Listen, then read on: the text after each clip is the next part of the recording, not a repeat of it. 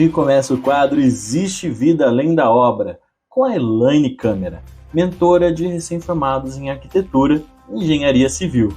Nesse primeiro episódio, vamos mostrar como funciona o passo a passo do primeiro atendimento. Mas antes, eu quero saber dela. Elaine, por que você decidiu ser uma mentora de recém-formados? A docência. Eu sempre tive essa paixão por ensinar, por repassar conhecimento, né? E aí eu sentia, quando eu estava ali em sala de aula, que os alunos recém-formados, eu achava assim muito triste ver um aluno que fez uma faculdade difícil, como é uma faculdade de arquitetura, de engenharia, e engavetar o seu diploma e trabalhar como um Uber, né? Então, isso me levou a trabalhar com mentoria, a ajudar essa pessoa a empreender, a estar no mercado de trabalho.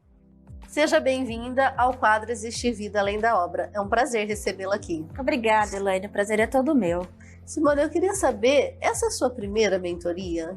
Sim, Elaine, é minha primeira mentoria. Certo. E você atua? Me fala um pouquinho de você, em vez de eu te perguntar no que você atua, né? Me fala um pouquinho de você. Quem é a Simone? Simone é uma engenheira civil formada em 2019 e onde eu fiz os estágios, né, que eram obrigatórios e os não obrigatórios. Você foi efetivada em algum desses estágios? Não fui efetivada. Não foi. Não. Te trouxe conhecimentos além da obra, desses estágios? Olha, Elaine, na verdade, bem pouco. Bem pouco. Bem pouco. E pela falta de oportunidade, por eu não ter sido efetivada, eu resolvi entrar com a cara e com a coragem, com o apoio dos meus pais, da minha família, do meu sócio, e foi onde eu resolvi abrir a SB Engenharia. Poxa, que bacana. Então você é uma empreendedora, uma mulher empreendedora. Isso. E em que áreas você atua na sua empresa? Eu atuo na execução de obra. Execução de obras. Desde o início da graduação, eu sempre soube que era isso que eu queria. Então o meu foco foi esse desde o primeiro ano.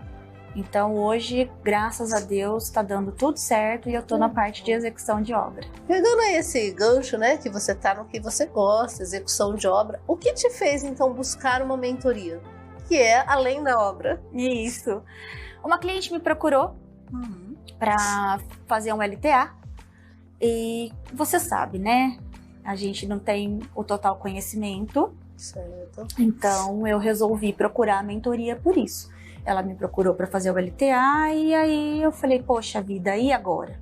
O que eu vou fazer? E aí entrei no grupo do WhatsApp, te conheci. Bacana. E foi aí que eu e meu sócio, nós resolvemos conversar com você sobre a mentoria. E você tem alguma dúvida em relação à mentoria? Tenho sim. Eu gostaria de saber como que vai funcionar a mentoria e quais são os passos, que eu acredito que terão alguns passos, né? Exatamente, então, passo a passo a ser seguido.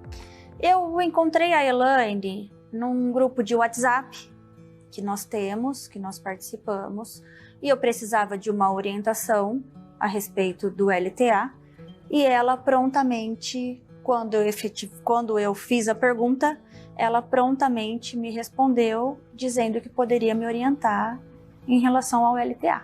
Então foi através do grupo de WhatsApp que nós nos conhecemos.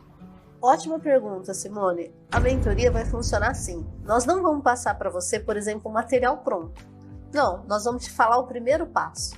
Você foi lá, fez o primeiro passo, seguiu certinho, trouxe para nós o resultado, aí nós vamos avaliar o seu primeiro passo. Tá tudo ok? Nós vamos para o segundo passo. Por quê? Isso daí vai forçar você a estudar e a entender como funciona o processo. Se eu venho e te entrego pronto todos os passos, você vai pegar, vai lá, primeiro eu vou lá, vou fazer o croquis, depois eu tenho que olhar as fotos, tirar foto, isso aqui, e vai ficar muito mecânico. Então você vai achar que é simples e não é tão simples assim, e não vai aprender. O nosso intuito é que você aprenda. A mentoria, o que é o nosso intuito? que você aprenda, que você esteja com a gente 1, 2 mentorias no máximo, e depois você caminhe com as suas próprias pernas. Esse é o intuito. Então você vai ter um passo a passo a ser seguido. Esse passo a passo é entregue no final da mentoria, mas a gente vai mostrando 1 a 1 para você. A gente nunca vai te mostrar todos os passos desde o início. Ah, legal. E deixa eu te perguntar mais uma coisa.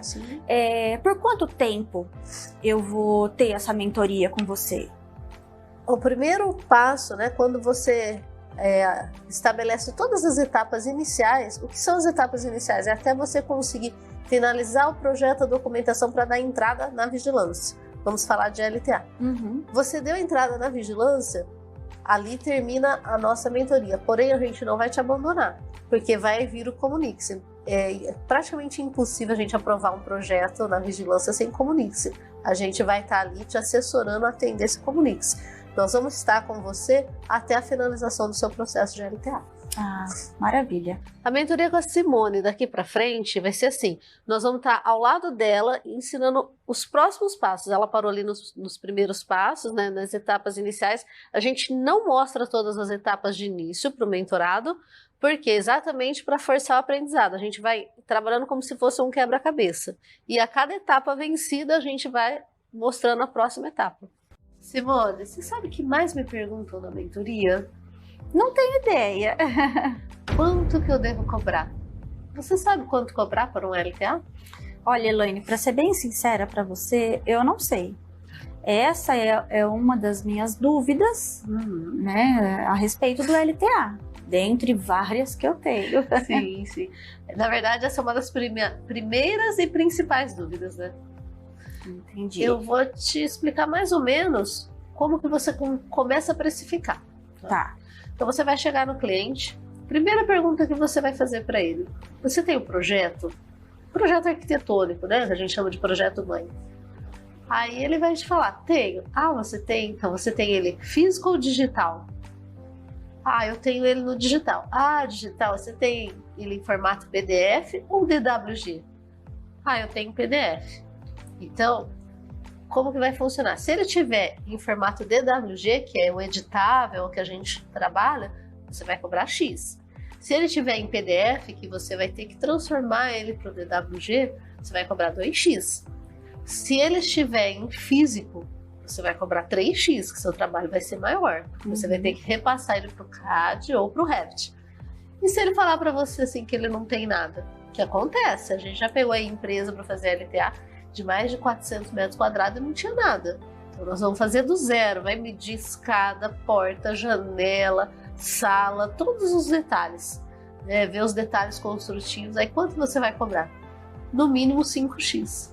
Porque você vai estar fazendo projeto arquitetônico para esse cliente, para depois você conseguir começar a desenvolver o projeto de LTA. Entendi. Inclusive, quando a gente pega cliente nessa situação, a gente já coloca lá na nossa proposta projeto arquitetônico e projeto LTA. Vai ter que desenvolver os dois. Então, quando eu for precificar, vai depender do meu grau de dificuldade? Exatamente. Primeiro, o seu grau de dificuldade em cima do projeto, se você já tem o arquitetônico ou não, em qual formato ele está. E depois o grau de dificuldade em cima do que você vai desenvolver no LTA. Por exemplo, você pega aí uma casa de idosos, um lar de idosos, sem ser uma clínica. Então é um projeto de LTA mais simples. Tem lá as normativas, você vai seguir essas normativas, então você pode cobrar ali um determinado X. Vamos pensar que essa casa de idosos tem 200 metros quadrados. Aí você pega, por exemplo, uma empresa que fabrica medicamentos ou componentes para medicamentos ou vitaminas, que agora está muito na moda, né? A complexidade é 3 vezes maior do que uma casa de repouso nos mesmos 200 metros quadrados. Então você pode cobrar um LTA por metro quadrado? Não pode, não existe cobrar LTA por metro quadrado. Por quê? Porque você tem que trabalhar em cima da complexidade. Então você vai ter que ver a questão do projeto, a complexidade para você estar trabalhando esse projeto arquitetônico e a complexidade de você trabalhar em cima das normativas, que você vai ter que estudar bastante para poder adequar esse projeto desse cliente, esse ambiente, né, esse estabelecimento, às normas da vigilância. Então, a vigilância tem normas diferentes, não são as mesmas normas para A gente tem a RDC1, por exemplo, que rege tudo. Mas para cada área que você vai atuar, são normativas diferentes, não são as mesmas. Entendi. Então você faz ali uma mentoria conosco em cima de uma casa de repouso. Ótimo, trabalhou com a gente, aprovou seu LTA, excelente. Passou 3 meses, aparece para você um cliente que é uma transportadora. Você só tem a RDC1 para se basear, que você se baseou na casa de repouso. O restante é totalmente diferente, são outras normativas, são outros ambientes, são outras medidas e você tem que atender o que aquelas normativas estão falando. Entendi. Então, para cada caso, um caso.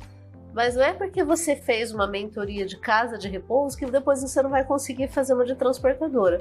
Porque por aqui você vai começar a entender qual que é o caminho para você fazer de outras áreas que você ainda não tem atuado. Vamos dizer que os primeiros passos são os mesmos para todos. Para todos. Os primeiros passos vão ser os mesmos para todos.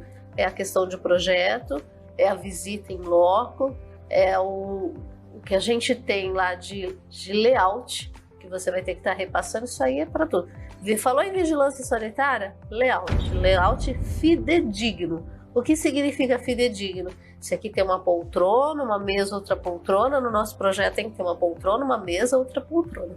Esse é o básico da vigilância sanitária.